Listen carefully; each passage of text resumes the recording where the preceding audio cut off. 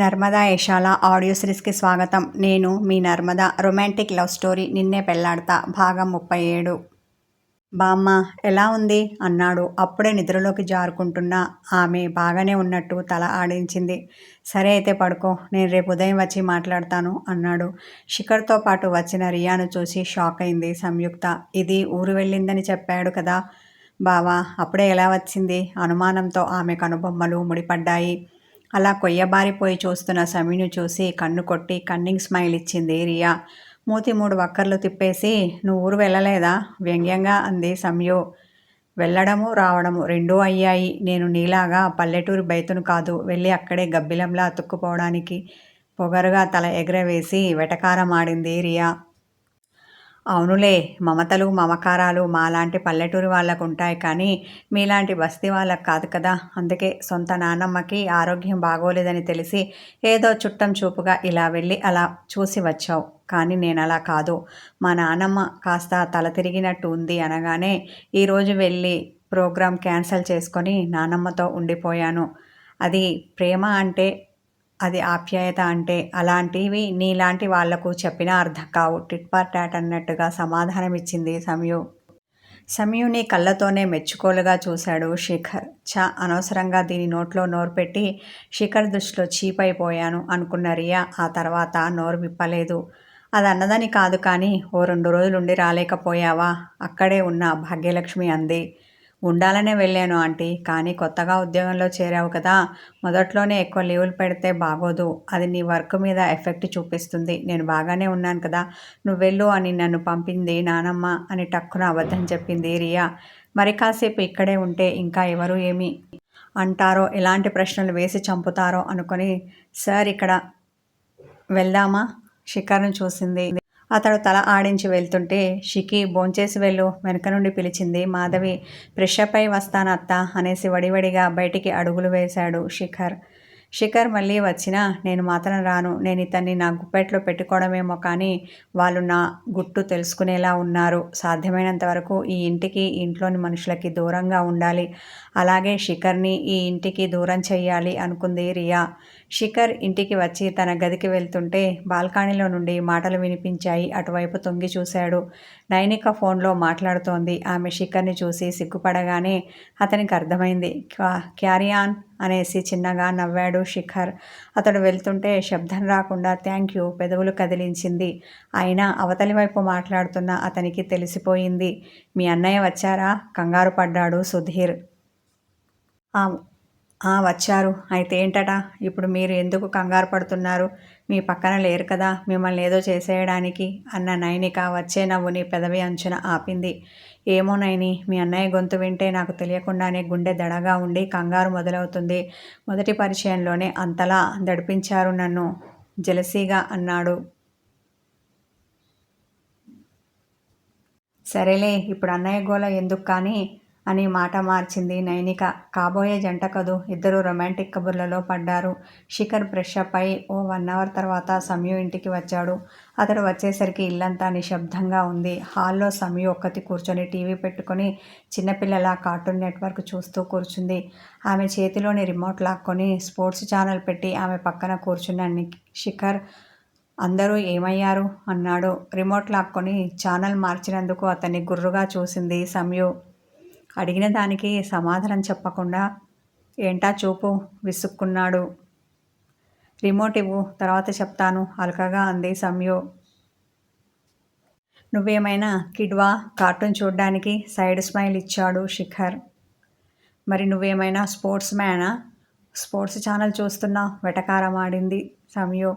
మాటకి మాట సమాధానం ఇచ్చావంటే చంపుతా ఆమె నెత్తిమీద ఒక్కటి వేశాడు. ఏడుపు ముఖం పెట్టింది. అతడదేమీ పట్టించుకోకుండా ఇంట్లో వాళ్ళు ఏమయ్యారు? అత్త ఏది? కనిపించడం లేదు. భోజనానికి రమ్మని పిలిచి ఎక్కడికి వెళ్ళింది? నాకు ఆకలిగా ఉంది అన్నాడు. ఉదయం తొందరగా లేచారు, పైగా జర్నీ చేసి వచ్చారు. తమరి కోసం నిద్ర కాచుకొని కూర్చుంటారా ఏంటి? త్వరగా తినేసి పడుకున్నారు. అంత ఆకలిగా ఉంటే వెళ్ళి తిను, ఎవరు వద్దన్నారు అనేసి అతని చేతిలోని రిమోట్ లాక్కుంది. అతడు ఉక్రోషంతో వెంటనే లేచి టీవీ బటన్ ఆఫ్ చేశాడు. బిక్కమొహం వేసి చూసింది సమయు. మూసుకొని వచ్చి భోజనం పెట్టు ఆమె రెక్క పట్టుకొని డైనింగ్ టేబుల్ దగ్గరికి లాక్కెళ్ళాడు. అతనికి ప్లేట్ పెట్టి తను పెట్టుకుంది. నువ్వింకా తినలేదా అంటుంటే అతని కళ్ళు చిన్నవైపోయాయి. అవునని తల నిలువునా ఊపి అంతలోనే కాదని అడ్డంగా ఊపింది. అతను అడిగిన దానికి సమాధానం ఎందుకు చెప్పాలి అనుకుని తలను అడ్డదిడ్డంగా ఊపేసింది. శిఖర్ పెదవులపై చిరునవ్వు వచ్చి చేరింది. నాకోసమే కదూ ఇంకా భోంచేయకుండా ఉన్నావు. అతడు తింటూ ఓరగా ఆమెను చూశాడు. ఏం కాదు, ఆకలి లేక తినలేదు పెదాలు బిగించింది. అబద్ధం చెప్పకు, అనవసరంగా బోలెడు మంది ఆడపిల్లలు పుడతారు అనేసి చిలిపిగా కన్ను కొట్టాడు. పుడితే పుట్టని నీకేంటి, మూతి తిప్పింది సంయు. నాకు కాక ఇంకెవరికి? ఆమెను సూటిగా చూసి కనుబొమ్మలు ఎగరవేశాడు. నన్ను ఎవరు చేసుకుంటే వారికి. తమరికి ఎలాగూ నేనంటే ఇంట్రెస్ట్ లేదు కదా. ఆల్రెడీ ఒకతిని తెచ్చి ఇంట్లోనే పెట్టుకున్నావు. రియా తిరిగి రావడం నచ్చక అన్నది. ఆమె నా ఎంప్లాయ్ అని ఎన్నిసార్లు చెప్పాలి నీకు? చిరుకోపంతో ఆమెను చూశాడు శిఖర్. అని నువ్వు అనుకుంటే సరిపోతుందా? ఆవిడ కూడా అనుకోవాలి కదా. పెదవి విరిచింది సంయు. ఎవరేమనుకుంటున్నారో నాకు అనవసరం. నేనేమనుకుంటున్నానో అదే నాకు ముఖ్యం. తింగరి ఆలోచనలు చేయకుండా మూసుకొని తిను మృదు గంభీర స్వరంతో అన్నాడు శిఖర్. అతని గంభీర వదనాన్ని చూసేసరికి ఇంకేమీ మాట్లాడాలి అనిపించక మౌనంగా భోజనం చేసింది సంయుక్త. అతడు తిన్న వెంటనే ఇంటికి వెళ్లకుండా టెర్రస్ పైకి వెళ్ళాడు. ఆమె గిన్నెలు సర్దుతుంటే సెల్కి మెసేజ్ వచ్చింది. వంటింట్లో డైనింగ్ ఏరియాలో లైట్లు తీసేసి తన గదికి వెళ్తూ సంయు మెసేజ్ చూసింది. తన గదికి వెళ్ళే ఆలోచన విరమించుకొని టెర్రస్ పైకి వచ్చింది. ఎందుకు రమ్మన్నావు అలుకగా అనేసి క్వశ్చన్ మార్క్ ఫేస్ పెట్టింది. నీకు చాలా డౌట్స్ ఉన్నాయి కదా, క్లారిఫై చేద్దామని భుజాలు కదిపాడు. నాకే డౌట్స్ లేవు, నువ్వు వెళ్తే నేను బజ్జుంటాను ఆవలించింది సంయు. నీకు తినడం నిద్రపోవడం తప్ప ఇంకేం వచ్చు వ్యంగ్యంగా అన్నాడు శిఖర్. ఏం చెయ్యను, తమరిలాగా ఎవరినో ఒకరిని వెంటేసుకుని తిరగలేను కదా కచ్చాగా అంది.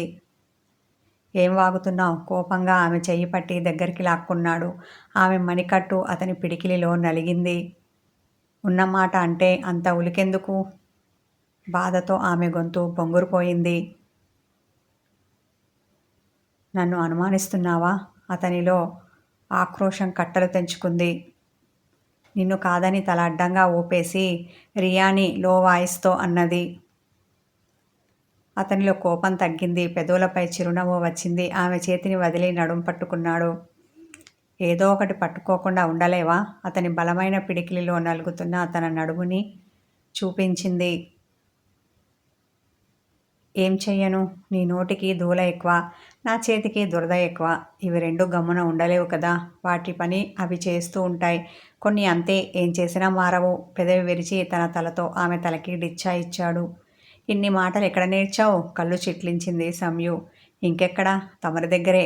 చేతిని ఆమె మెడ వెనుక చేర్చి బొటనవేలితో ఆమె బుగ్గ నిమిరాడు. తన్మయత్వంతో మైకం కమ్మింది. కనురెప్పలు మూతలు పడ్డాయి. మూసుకున్న కనురెప్పలపై సున్నితంగా ముద్దు పెట్టాడు శిఖర్. ఆమె బుగ్గలు సిగ్గుతో ఎరుపెక్కి ఆ నిశ్శబ్ద నిశితిలో ఎర్ర కలవలను తలపించాయి. ముక్త మనోహరంగా ముద్దొస్తున్న ఆమె ముద్దు ముఖాన్ని తనివితీరా చూశాడు శిఖర్. అతని మనసుకు ఏదో తెలియని ప్రశాంతత వచ్చింది. అతని స్పర్శతో అదురుతున్న ఆమె అదరాలను తన పెదాలతో అందుకున్నాడు. విస్మయంతో ఆమె కళ్ళు పెద్దగా తెరుచుకున్నాయి. అంతలోనే అతని ముద్దు చేస్తున్న మాయకి మైకంతో మూతలు పడ్డాయి. సున్నితంగా మొదలైన ముద్దు గాఢంగా మారేసరికి తన రెండు చేతులు అతని మెడ చుట్టూ వేసి మరింత దగ్గరికి చేర్చింది. ఒకరి ప్రేమను ఒకరు పంచుకుంటూ ఆ ముద్దులోని మాధుర్యాన్ని ఆస్వాదిస్తూ అలా ఎంతసేపు ఆ తన్మయత్వంలో ఉండిపోయారో వాళ్ళకే తెలియదు. కానీ అటుగా ఎవరో వస్తున్నట్టు అడుగుల సవ్వడి వాళ్లకు వినిపించింది. ఇద్దరూ ఉలిక్కిపడ్డారు. ఆమె పెదాలను వదిలి ఒక అడుగు వెనక్కి వేసి తిరిగి చూశాడు శిఖర్. ఏమిట్రా, మీరింకా పడుకోలేదా అంటూ వాళ్ళ దగ్గరికి వచ్చాడు శ్రీనివాస్. ఇంకా లేదు బాబాయ్, అత్తయ్య భోజనానికి పిలిస్తేను ఇప్పుడే వచ్చి భోంచేశాను. వెళ్దామనుకునే అంతలో మీరు వచ్చారు అన్న శిఖర్. మీరింకా పడుకోలేదా? ఈ చల్లగాలికి బయటికి వచ్చారు అనుమానంతో శ్రీనివాస్ని అడిగాడు శిఖర్. పడుకున్నాను కానీ నిద్రపట్టి చస్తేనా? ఈ వెధవ చేసే పనులకు నాకు నిద్ర రావడం ఎప్పుడో మానేసింది. కనీసం ఇక్కడైనా కుదురుగా ఉంటాడేమోనని ఇక్కడికి పంపిస్తే ఇక్కడ అవే వెధవేషాలు వేస్తున్నట్టు ఉన్నాడు. నేను ఇక్కడికి వచ్చి 2 రోజులైంది కదా, వాడింతవరకు ఇంటికి రాలేదు. ఎక్కడికి వెళ్ళాడో ఏంటో. మాధవిని అడిగితే స్నేహితుల దగ్గరికి వెళ్తున్నానని చెప్పాడట. ఏం స్నేహితులో ఏంటో, ఎవరికీ లేరు, వీడికి మాత్రమే ఉన్నట్టు. ఇది సాకు అయిపోయింది వీడికి. బాధతో వాపోయాడు. మీరు పడకండి బాబాయ్. నిఖిల్ ఇంకా చిన్నవాడు. అయినా వాడికేదో ఉద్యోగం వచ్చిందట కదా! అందులో చేరితే ఇలా స్నేహితుల గోల తగ్గుతుంది. బాధ్యతగా డ్యూటీ చేస్తాడు. వాడిలో మార్పు వస్తుంది. కావాలంటే మీరు చూస్తూ ఉండండి. నా మాట నిజమేనని ఒప్పుకుంటారు. అయినా వాడెక్కడికి వెళ్ళినా రేపటిలోపు ఎక్కడున్నాడో కనుక్కొని ఇంటికి రప్పిస్తాను. మీరింకేమీ ఆలోచించకుండా వెళ్ళి పడుకోండి అన్నాడు శిఖర్. ఇప్పుడు నువ్వన్నది నిజమైతే నాకంతకన్నా కావాల్సిందేముంది శిఖర్. నీలాంటి వాడు ప్రయోజకుడైతే చూడాలి అని కన్నతండ్రిగా నా ఆశ తప్ప నాకు మరో ధ్యాస లేదు అన్న అతడు, బాగా పొద్దుపోయింది, ఇక నువ్వు వెళ్ళి పడుకో అనేసి కిందికి వెళ్ళాడు శ్రీనివాస్. అంతవరకు భయంతో బిక్కుబిక్కుమంటూ నిల్చుంది సంయుక్త. ఎక్కడ మామయ్య తనని అపార్థం చేసుకుంటాడో, ఇంత రాత్రివేళ ఇక్కడెందుకున్నామని నిలదీస్తాడోనని ఆమె టెన్షన్ పడింది. అతడు వెళ్ళడంతో తేలికగా ఊపిరి పీల్చుకుంది. శ్రీనివాస్ అంటే కానీ నిఖిల్ ఇంటి పట్టున లేని విషయం సంయుకి గుర్తుకు రాలేదు. మామయ్య చెప్పింది నిజమే బావా, ఆ నిక్కిగాడు 4 రోజులుగా ఇంట్లోనే లేడు. ఎక్కడికి వెళ్ళాడో తెలియదు. వచ్చాక వాడికి కాస్త గట్టిగా బుద్ధి చెప్పు. చూసావు కదా మామయ్య ఎంతలా బాధపడుతున్నాడో అంటూ అతనితో పాటు టెర్రస్ మీద నుండి కిందికి దిగింది సంయుక్త. అలాగే, అదంతా నేను చూసుకుంటాను. నువ్వు ఇక వాడి గురించి ఆలోచించడం మానే ఆమెను దగ్గరికి తీసుకున్నాడు శిఖర్. నాకిక్కడ ఏదో కాలుతున్న వాసన వస్తుంది, ముక్కుని ఎగపీలుస్తూ చిలిపిగా అన్నది సంయు. ఏంటే కౌంటరా? సీరియస్గా ఆమెను చూశాడు. కాదు బావా, కామెడీ పక్కున నవ్వింది సంయుక్త. అయినా బావ, నేను తెలియక అడుగుతాను, నీకు ఆ నిక్కీ అంటే ఎందుకంత జెలసీ? అతని మెడ చుట్టూ చేతులు వేసి కళ్ళు ఎగరవేసింది సంయు. వాడు కూడా నీకు బావ అవుతాడు కదా, ఎక్కడ నిన్ను ఎగేసుకొని పోతాడోనన్న అనుమానం నాది. అఫ్కోర్స్ ఆ అవకాశం నేను వాడికి ఇవ్వననుకో. అయినా సరే, వాడు నీ చుట్టూ తిరుగుతుంటే చూసి భరించలేను. నువ్వు నాకు మాత్రమే సొంతం, అర్థమవుతుందా? నాకు మాత్రమే సొంతం. తన మునవేళ్లతో ఆమె నుదురుని తట్టి మరింత గట్టిగా ఒత్తి పలికాడు శిఖర్. ఆమె మూతి 3 వంకర్లు తిప్పేసింది. ఇదే మాట నేను ఆ రియా విషయంలో అంటే నీకు నా మీద నమ్మకం లేదా అని ఇందాక అంత కోపం తెచ్చుకున్నావు. మరి అదే మాట నేను అడుగుతాను, నా మీద నీకు నమ్మకం లేదా అని.